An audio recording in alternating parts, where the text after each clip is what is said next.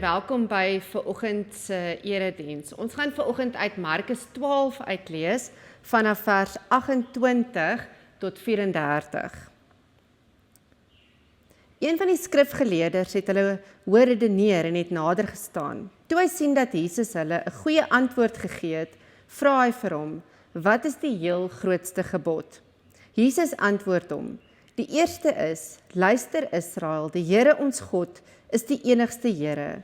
Jy moet die Here jou God lief hê met jou hele hart en met jou hele siel en met jou hele verstand en met al jou krag. Die tweede is: Jy moet jou naaste lief hê soos jouself. Geen ander gebod is groter as die twee nie." "Pragtig, meneer," sê die skrifgeleerde vir hom. "Dit is waar wat u gesê het. Die Here is die enigste God en daar's geen ander God as hy nie.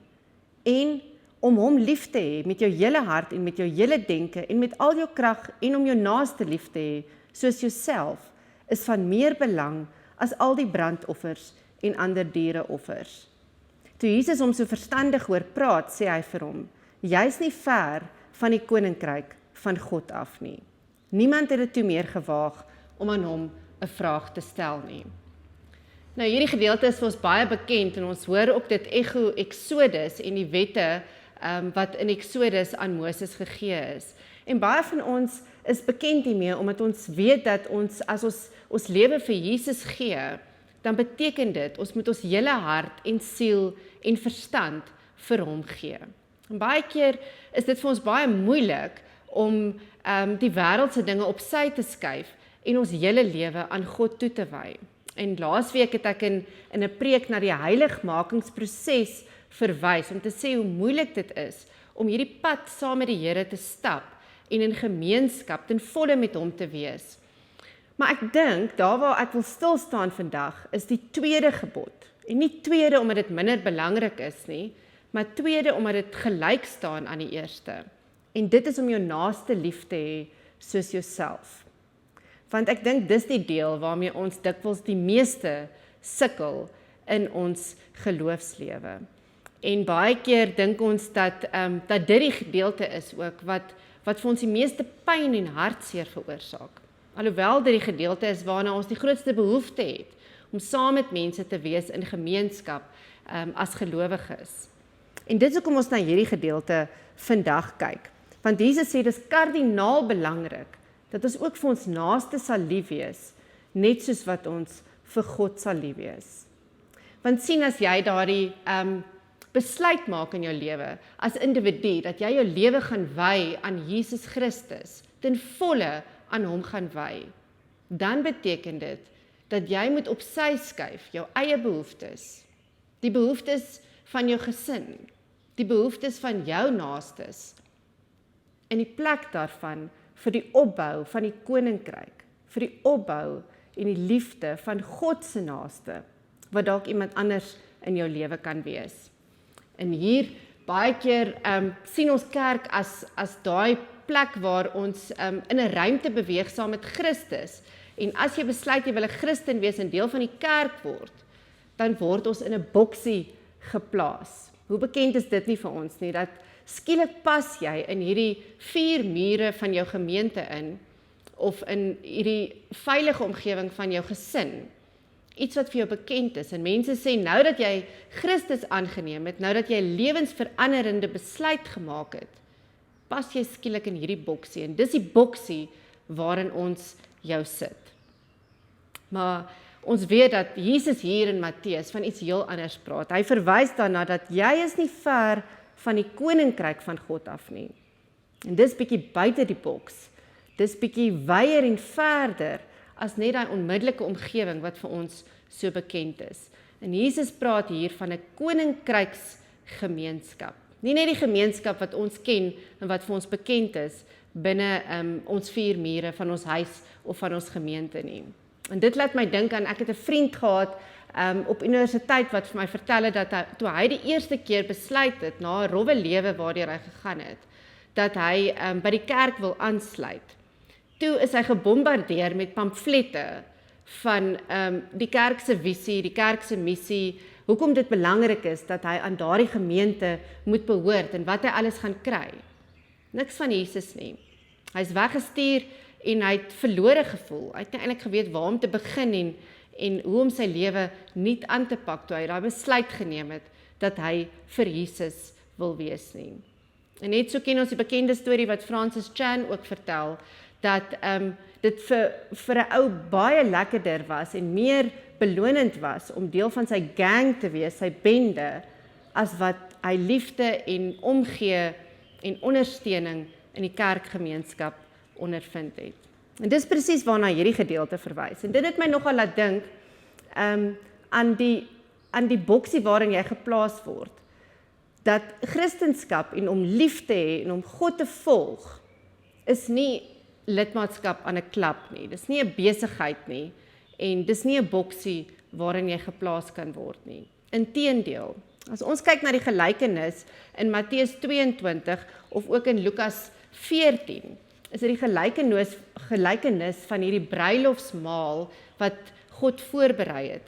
En hy die genooides wou hy laat aansit by sy tafel en hy stuur toe al die slawe uit om hierdie genooides te roep om deel te hê aan hierdie feesmaal. Maar snaaks genoeg was hierdie genooides besig met hulle eie dinge, hulle eie agendas. Te besig by die huis, te besig met hulle werk, soveel ander dinge gehad. Hulle het nie tyd gehad om na die bruilofsmaal te kom nie. Toe stuur hy die slawe uit en sê, gaan op die straathoeke en kry allerhande mense om hierdie bruilofsmaal by te kom aansit, goeies en slegtes. En hulle het gekom en hulle het gedeel in die wonderlike maaltyd. Mense van allerhande verskillende agtergronde, mense wat van verskillende plekke afkom, wat nie die nodige dokumente het nie, wat nog nie gearrive het in hulle geestelike lewe of in hulle persoonlike lewe nie. Maar almal wat graag wou deel aan 'n gemeenskap met Christus, wat wil groei en wat wou leer en nader aan God wil beweeg, wat meer heilig wil word soos hy. Almal wat opgewonde is oor dieselfde Here en dieselfde God wat hulle wil volg. En dan sien ons dat een van die mense wat aan die tafel gesê het, gelukkig is die man wat aan die maaltyd in die koninkryk van God kan deelneem. Net voor hierdie gedeelte in Lukas het Jesus ook vir hulle gesê, as jy 'n maaltyd voorberei, moenie net jou bure nooi of jou familie of die mense wat jy weet wat vir jou waardering sal toon vir daardie maaltyd nie. Nee, gaan nooi die krepeles en die hulpeloses en die siekes en die armes. Dis koninkrykswerk. Dis wat dit beteken om buite jou boksie te gaan en liewer te wees vir 'n groter gemeenskap as net die bekendes. En dis ook dan die gedeelte wat ons 'n bietjie later sien waar Jesus sê, vergeet van jou broers en jou susters, van jou ouers. Jesus het sy eie broers en sy ma op sy geskuif en gesê, hulle kan eers 'n bietjie wag, want dis nou vir my belangriker om na my geestesbroers en susters om te sien, die groter gemeenskap. En hy het ook gesê, dis hulle wat jy moet agterlaat en jou kruis optel om my te volg. So wanneer ons kyk na die term van geloofsgemeenskap, koninkryksgemeenskap, dan is dit baie wyer as net jou gemeente, baie wyer as net die mense saam met wie jy op hierdie stadium dalk in 'n huis opgesluit is. Dit sluit in soveel mense van verskillende opinies, verskillende agtergronde, mense wat nes hulle is, waar hulle is. Maar God het hulle elkeen kom roep, elkeen by die tafel laat kom aansit en sê, dis jou broers en jou susters, na wie jy moet omsien, vir wie jy moet lief wees, want hulle almal wil onder die gesag van Christus staan, hulle wil onder die gesag van God staan, en hulle is opgewonde om hom te kan volg. Matteus 16 vers 19 sê so mooi vir ons, dat ek sal vir jou die sleutel gee, om die koninkryk te kan oopsluit. Maar alles wat jy hier op aarde toesluit, sal ook in die hemel toegesluit wees. En alles wat jy hier op aarde oopsluit, sal ook in die hemel opgesluit wees. So dit bring my by die vraag dat, hoe klein is jou boksie vir wie jy lief is? Hoe klein is die gemeenskap wat jy jou naastes noem? Is dit dalk tyd om 'n bietjie verder te gaan nie? En as ons 'n bietjie kyk na wat beteken hierdie liefde vir jou naaste? Dan wil ek gou vir ons lees uit 1 Johannes 4, vanaf vers 7 tot 11. 1 Johannes 4, vers 7 tot 11. Wat bedoel Jesus wanneer hy sê, wees lief vir jou naaste? Geliefdes, ons moet mekaar lief hê, want liefde kom van God. En elkeen wat lief het, is 'n kind van God en ken God. Wie nie lief het nie, het geen kennis van God nie, want God is liefde. Hierin is God se liefde vir ons geopenbaar. Sy enigste seun het hy na die wêreld toe gestuur, sodat ons deur hom die lewe kan hê. Werklike liefde is dit, nie die liefde wat ons vir God het nie, maar die liefde wat hy aan ons bewys het, deur sy seun te stuur as versoening vir ons sondes. Om regtig te kan wys op 'n sigbare en tasbare manier dat ons lief is vir God. En dit is liefde vir ons naaste. Dis wat God vir ons kom wys het toe hy sy seun gestuur het om gekruisig te word aan die kruis. Geliefdes, as dit is hoe God sy liefde aan ons bewys het, behoort ons mekaar ook lief te hê. Niemand het God nog ooit gesien nie, maar as ons mekaar lief het, bly God in ons en het sy liefde in ons sy doel volkome bereik. So wanneer ons na hierdie liefde vir ons naaste kyk, dan voel dit vir my, dis 'n ruimte waar ons begrip het nommer 1 vir God se naaste, maar waar ons ook 'n verantwoordelikheid teenoor hierdie naaste het. Begrip dat ons aanvaar iemand net soos wat hy is, waar hy vandaan kom, al het hy 'n verskillende opinie, al doen hy dinge op 'n ander manier, aanvaar ons hom so. Maar ook 'n verantwoordelikheid om vir mekaar te troos, vir mekaar ondersteuning te bied, ontferming teenoor mekaar te wys, deernis te toon en hoop te gee vir mekaar.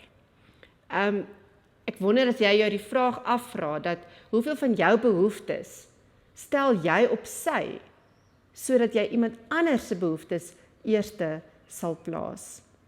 En in wie se pad staan jy dalk om by hierdie heiligmakingsproses uit te kom? En wie se pad staan jy om regtig by Christus te kom? Maar ook die verantwoordelikheid om iemand reg te wys wat op die verkeerde pad is. Ook die verantwoordelikheid om iemand te ondersteun en iemand te lei om lewensverandering en groei in hulle lewe te kan toon. En dis die vraag wat ons bring, wat God sê, dis hoe ons moet lief wees vir ons naaste, om regtig hierdie verantwoordelikheid te kan opneem. En dit sê so mooi in 1 Tessalonisense 5 vers 11, praat mekaar moed in en versterk mekaar dan met hierdie woorde, soos julle trouens reeds doen. Ons druk dit op julle hart, broers, vers 14. Wys die leegleiers onder julle tereg. Praat die kleinmoediges moed in. Help die swakkes. Wees met almal geduldig. Sorg dat niemand 'n ander mens kwaad vergeld nie. Beywer julle liewer altyd vir die belange van julle medegelowiges en van alle mense. In Hebreërs 10 wat dieselfde sê, laat ons ook na mekaar omsien, deur mekaar aan te spoor tot liefde en goeie dade. Dit is wat hierdie liefde beteken. En ek wonder hoe baie sien ons van hierdie liefde vir ons naastes in vandag se tyd. Ek lees op Facebook van my bankbestuurder wat spottenderwys sê, ewe skielik groet almal hom, baie vriendelik en waai hom, mense wat hom nooit tevore geken het nie. Ek dink baie keer as ons in 'n nood en 'n hulpbroos situasie is, dan reik ons juis uit na hierdie naastes. Maar baie van ons is baie beskermend teenoor ons eie gesinne en ons eie gemeentetjies en ons eie omgewingkies in hierdie tyd. Ek bedoel, as jy uitgaan en besluit jy gaan nie winkel toe nie en jy moet jou hande was, doen jy dit omdat jy jouself en jou gesin wil beskerm, of doen jy dit juis ter beskerming van 'n groter gemeenskap? En sal jy jouself juis daar uitsit, buite die boksie, in areas waar dit dalk gevaarlik is, risiko's neem, ongemaklike situasies betree, juis ter wille van liefde vir jou naaste. In 'n onderhoud wat ek gekyk het, sê Francis Chan ook, dat dis dalk die rede hoekom ons kinders, wanneer hulle 18 is, dalk nie meer God in hulle lewe wil hê nie. Hy sê, so many kids, when they turn 18, decide to ditch God altogether. because they didn't see anything real in your life. They didn't see that sense of adventure, or you never put yourself in positions where God had to come through. As jy jou nooit in 'n posisie sit waar dit 'n bietjie ongemaklik en 'n bietjie onrustig is nie, dan gaan jou kinders en jou gesin nooit daai oomblik hê van, wow, God het regtig deurgekom. Ons kan regtig op hierdie God vertrou nie. En dit is wat ek vandag wil uit hierdie gedeelte van Matteus lees, is dat as ons die hele tyd in hierdie veilige bubbel is, van net ek en my gesin, en ek en my geliefdes, en my naaste, maar ons dien nie die koning, wat die koning is van 'n koninkryk, soveel wyer en soveel groter. Hoe kan ons hom ooit beperk tot hierdie boksie? En hoe kan hy ooit in hierdie boksie pas? En ek wil jou vandag uitdaag om regtig nie net heilig te wees ter wille van beskerming van jou eie gesin en jou eie familie. Om nie net te sê ek sny dinge uit my lewe uit om veilig te speel nie. Maar om te sê, ek gaan ook partykeer risiko's neem, partykeer op 'n plek gaan wat ongemaklik is, wat uit my comfort zone uit is, om regtig liefde te betoon vir mense buite die boksie. Want dis waar God operate, dis waar Jesus is, in 'n wye koninkryk. En jy's deel van daai koninkryksgemeenskap, en dis jou plig en jou opdrag om liefde te saai en ondersteuning te bied vir mense daar waar hulle is. So, nommer 1, beteken dit dat ons nie net hierdie liefde het vir mense en vir hulle nou en dan 'n kospakkie stuur daar waar hulle ook al kan wees nie. Maar dis 'n aktiewe omarming van mense se tekortkominge en se foute. En 'n aktiewe hartsbegeerte om hierdie mense binne die koninkryk gemeenskap van God te kan hou. En dit is wat Fresh graag wil wees in ons dienste. En ons begin eersdaags 'n oggenddiens waar ons juis opgewonde is om mense saam te bring wat nie noodwendig in 'n boksie pas nie. Wat deur die jare al besluit het hulle kan nie net gelabel word en in daai een boksie pas nie, maar wat saam die een groot common denominator het, en dit is dat ons God wil dien, en dat ons lief is vir God, en ons wil saam met hom 'n pad stap, en dit bring ons bymekaar, en dit bring 'n netwerk van mense bymekaar. En ons is opgewonde om in hierdie netwerk mense te vat net soos wat hulle is, gesinne, raserige kinders, groot mense, volwassenes, oumas en oupas, en hulle bymekaar te bring en te sê, ons vat hande saam, en ons is sout en lig vir die wêreld, omdat ons weet ons het 'n groter roeping as net die beskerming van ons eie agendas. Kom ons bid saam. Liewe Here, baie baie dankie dat ons kan weet dat U ons geroep het om volgelinge van U te wees, maar dat dit beteken meer as net die beskerming van my eie familie, van my eie bekende boksie.